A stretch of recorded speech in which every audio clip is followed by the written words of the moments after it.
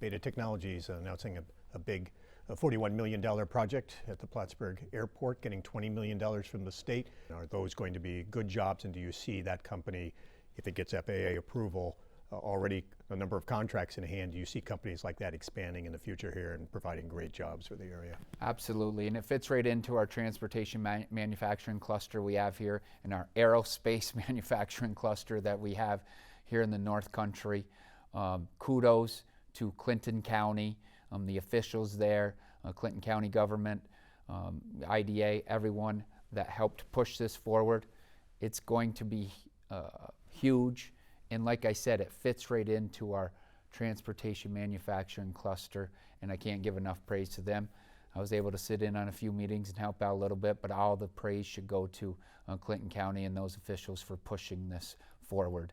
And like I said, this can also be built upon. I mean, we started out several years ago, and Gary Douglas will tell you, when Bombardier, now Alstom, came to town, and look at the cluster we have built on around that. It's basically made this region what it is today. Some bad news this year with Nova Bus announcing its closure. Is the hope that perhaps Beta Technologies may hire workers from Nova, provide at least jobs to some of those workers? Yeah, to see, I mean, you'd have to see, you'd have to get workforce training along with that as well.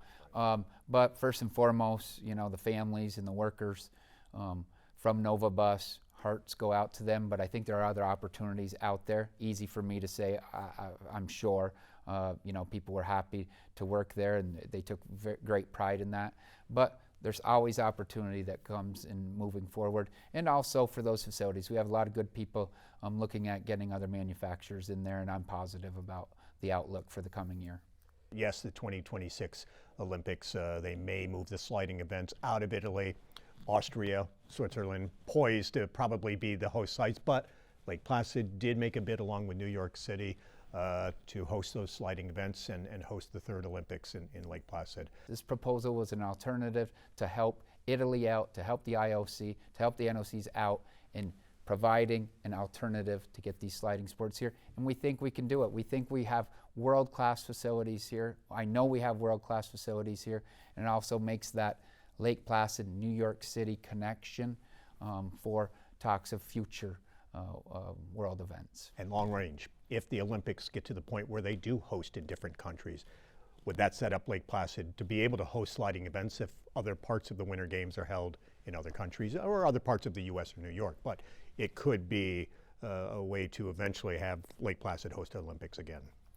I'm always hopeful that Lake Placid will host the Olympics again. I think we need to marry with a major city to make that happen. We've known that for years. It's not going to be like the 1980 Olympics, although we still have that nostalgia, and that's great in our lovely Olympic Village here. But mentioning New York City again, marrying the two together. Take a look at New York City. They have 4 20,000-seat sports venues right there. We have 8 million people, 13 million people, along with the suburbs and surrounding areas. I don't want to get going on it too much.